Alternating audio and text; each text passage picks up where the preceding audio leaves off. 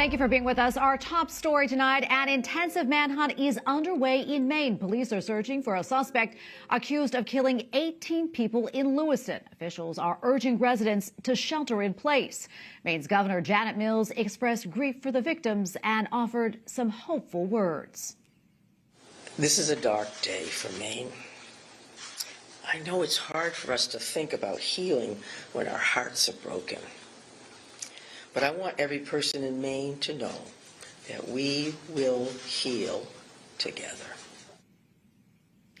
For the very latest now, let's go to Philip Crowder, international affiliate reporter with the Associated Press. Philip, good to be with you. So you are in Bowdoin, Maine right now. Set the scene for us, why you're there and what's taking place. Well, it's just under 24 hours now since the mass shooting in Lewiston, and it looks like one of the focuses of the law enforcement is right now in this very rural area. It's called Meadow Road here in the town of Bowdoin. And what we've seen here over the last hour or so and heard from our colleagues is that there was a large police law enforcement presence here. Some of the houses that we see here behind me, they are connected to the family of the suspect, and law enforcement have spent pretty long time there now. Some of my colleagues heard some bangs here earlier. A helicopter has been circling overhead as well, and there is a large media presence here as well. Clearly this is a focus now of this manhunt that is now almost a whole day old. So far, we haven't really seen the police here concentrate on one specific area as much as they have right here at this precise moment. We don't have a factual update, though, from local officials, though we don't know exactly what they might have been looking for here or whom. Of course, the main man they are looking for is the suspect, though whether he was here or is here, we certainly cannot say at this point. Philip, what do we know about him? I mean, what are we learning about him? Well, the name is Robert Cord. He's 40 years old. He's from this area, and we believe, again, that some of the houses in the vicinity here belong to one or two of his family members. He's a U.S. Army reservist, somebody whose profile we don't really have yet, but there is some local reporting here that is giving us some details as to what kind of a person he might have been or what kind of a motive there might have been. Certainly, the police here is not talking about what a possible motive might have been, and they're also not talking yet about any mental health troubles that he might have had in the recent past. There is some local reporting on that, and we are waiting for the police here to give us an update on that as well. Again, there is no motive right now. We don't know why the suspect might have gone to two separate places in the town of Lewiston and killed 18 people, injuring 14 altogether, 3 in a critical condition right now in hospital. And as you mentioned, it has been about 24 hours since this whole horrific ordeal began. Walk us through what happened last night. Well, this all happened just before 7 p.m. yesterday and just after 7 p.m. I mentioned those two times because there were those two locations.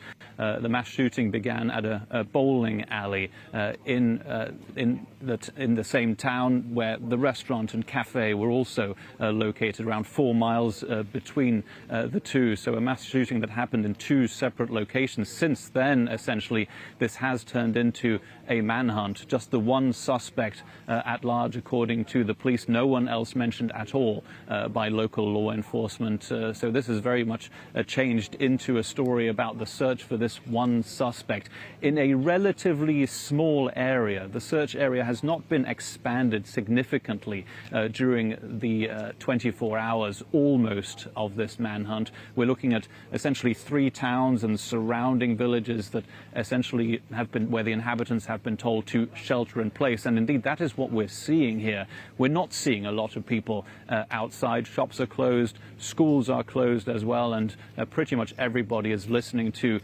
what the local authorities have been telling them, and that is to stay indoors because there is a man who is deemed dangerous and armed on the loose in this area. Yeah, and as you mentioned, people are being asked to shelter in place, stay indoors. That said, can you give us a sense of what the mood is like right now?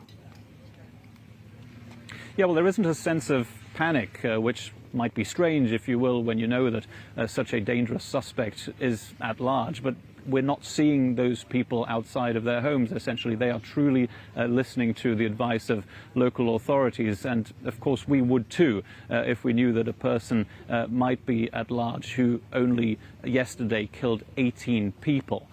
So it's a very quiet area, and this is a particularly rural area where we are right now. The town of Middleton is the second largest town in the U.S. state of Maine, but around it is a very rural countryside, and that is where we are right now. This is essentially farmland here, and this is where, again, it seems like there is a focus of local law enforcement officials. They've been spending a considerable amount of time in this area, are not allowing us through on this road, and have indeed told us to clear one side of the road, they say, so that ambulances could possibly get through. That's what we've heard here from local officials. Phil, we have about 30 seconds left, but what about the victims? Do we have any updates on them? Well, look, it doesn't get any easier. At the bowling alley, we know that there was a youth league happening at the time of the shooting, that there were children essentially bowling, learning how to bowl. It makes things even worse. We don't know, by the way, the ages of the victims. We don't know where the children were included. We just know that there were 18 victims, 18 people who were killed during this mass shooting yesterday here in this area. So we don't know much about these victims, except that they were just out having as good a time as they possibly could, be it bowling or in a restaurant. And those are the two areas that this suspect seems to have chosen. Again, we don't know whether this was a conscious choice, whether there was a clear motive to him choosing those two specific places. We don't know whether there is a personal relationship between this suspect and those two places. Those are things that we still hope to find out as soon as possible. Okay, Philip, thank you so much. Philip Crowther live for us in Maine tonight.